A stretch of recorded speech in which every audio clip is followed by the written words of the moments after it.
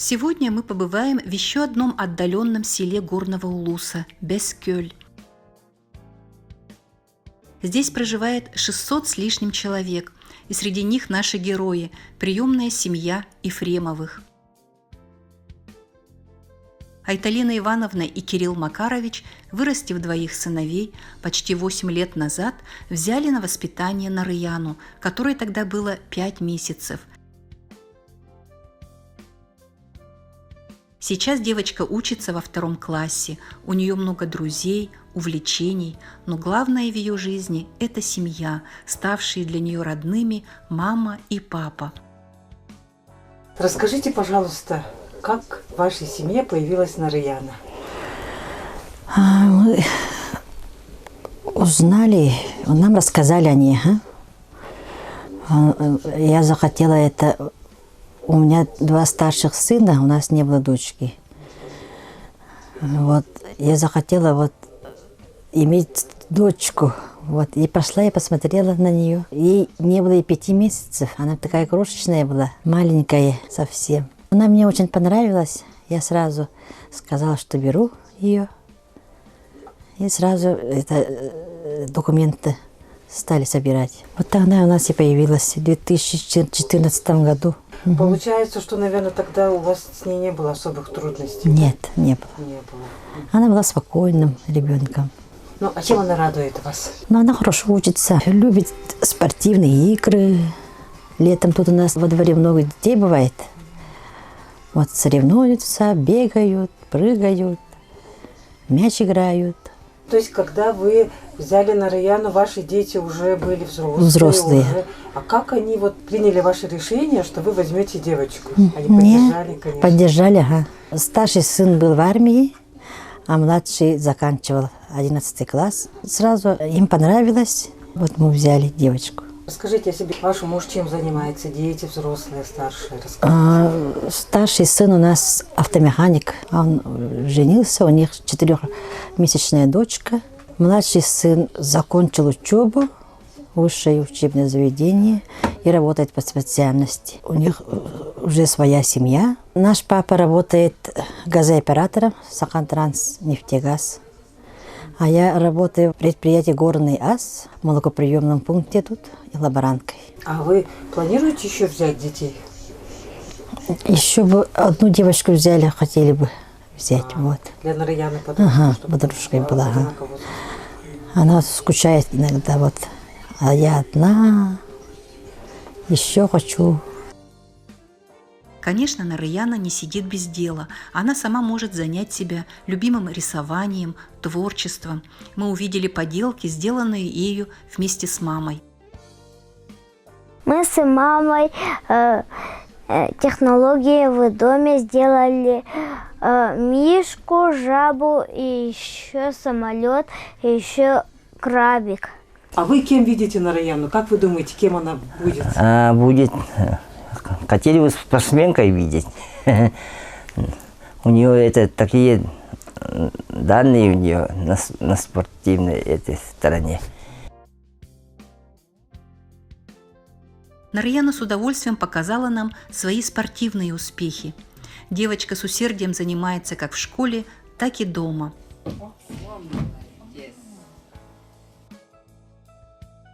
Айталина Ивановна уделяет воспитанию приемной дочери все свое время и через общие занятия прививает Нарыяне ценность семьи. Нарыяна, расскажи, пожалуйста, что ты нарисовала? Мы с мамой ходим на улице и гуляем. А папа пришел с работы. Это моя семья. Мы благодарны приемной семье Ефремовых за гостеприимство и надеемся на встречу с ними в будущем.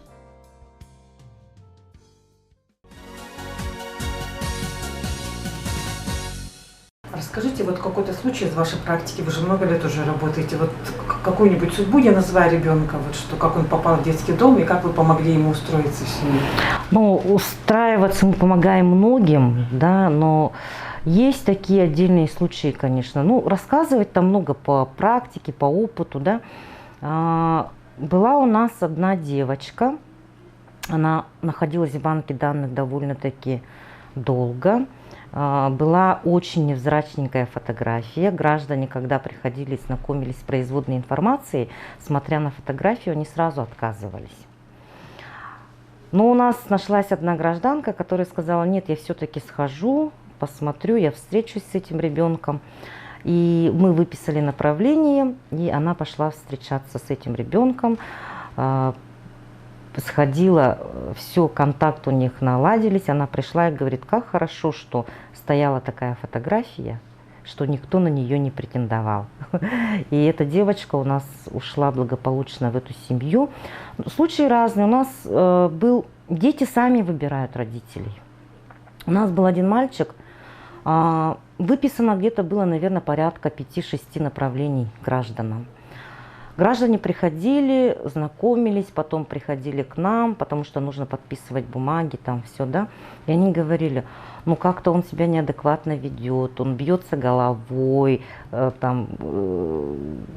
ложится на пол.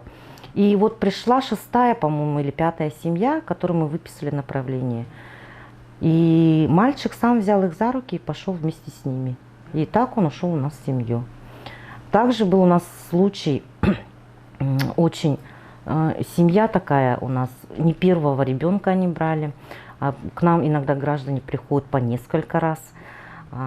Брали девочку, у девочки было 9 месяцев, у девочки не было ни одного зуба. Девочка не ходила, она даже по манежке вот она не могла ходить, она чисто сидела. Первую девочку, которую они у нас брали, тоже была довольно-таки с отклонениями, да, вот в здоровье, но они очень большую реабилитацию провели. И поэтому у них был опыт. И вот взглянув, когда они захотели прийти к нам, пришли, вернее, за вторым ребенком, они не испугались никаких трудностей. Забрали девочку к себе домой, сказали: мы справимся, все у нас получится. И в течение 1,5 месяцев у девочки одновременно полезло 7 зубов. И девочка в течение 1,5 месяцев стала ходить по манежке. Поэтому мы говорим, да, любовь, вот то, что тепло именно в семье, оно дает ребенку очень много возможностей. Дети наши очень делают быстрые скачки в развитии, когда они попадают в семью.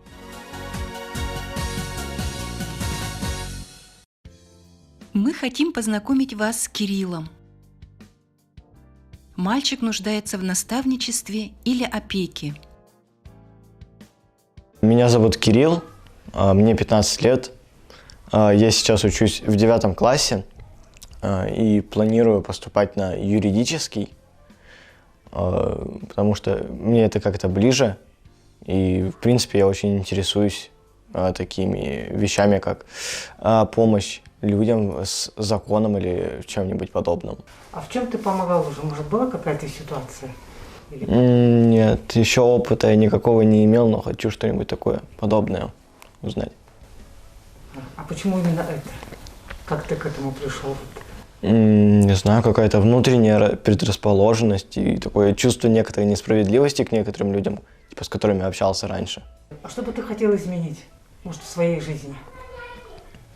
В принципе, все устраивает, ничего такого типа нету, чего бы я так масштабно хотел изменить. А есть какая-то мечта у тебя? Какая-то цель, к которой ты, может, идешь, стремишься? Я не люблю планировать наперед, лучше по ситуации действовать. Кирилл у нас очень такой вежливый мальчик, отличается своей вежливостью, он очень коммуникативный парень. Он запросто может человеку поднять настроение, сказав, допустим, комплименты, неважно, это будет воспитатель или воспитанник. Дружелюбный, как я говорила, но в дружбе он избирательный, добросовестный. В быту он хороший помощник, и на него всегда можно положиться. А со сверстниками у него отличные взаимоотношения. У него с чувством юмора все хорошо, поэтому буквально с кем угодно может найти общий язык, и он его тяжело вывести из себя. Он такой спокойный мальчик, он знает, что где можно, где нельзя. На него можно положиться всегда. Вот что ему скажешь, он сделает. Он не будет там где-то бегать, ходить. Еще он забыл сказать, что он занимался волонтерством в Якутске. Была компания, типа, что-то вроде бы клуба волонтерского «Юность Якутии», и из всего мы успели только за лето посадить эти, что-то типа рассады на Центральном. Озеленением занимались. Он мотивирован на учебу, он знает, потому что хочет в жизни добиться, целеустремленный такой мальчик. Он как бы с перспективой и с оптимизмом смотрит на жизнь. Вот это мне очень нравится. Находит Кирилл время и на занятия спортом. А особое и любимое его увлечение – фотографирование. С помощью телефона он снимает и обрабатывает полученные фотографии. Кирилл, расскажи мне о своем увлечении. Ну, в последнее время я особо углубился в обработку фото, особенно в зимнее время, очень много красивых пейзажей, и смотрю на мир как-то чуть-чуть по-другому, не так, как остальные. Вот чтобы передать вот эту вот всю, скорее, романтику вот фотографии, чтобы все могли ее понять, пытаюсь как-нибудь подчеркивать эти частицы, которые я замечаю, вот этими обработками фотографий, чтобы другие могли понять типа те же эмоции, которые я испытываю, когда фотографирую. Богатый внутренний мир, особый взгляд – все это присуще Кириллу и поможет ему в будущем. Так как Кириллу 15 лет, он в силу возраста нуждается в наставничестве, и мы надеемся, что для него найдется человек, который будет ему помогать в жизни.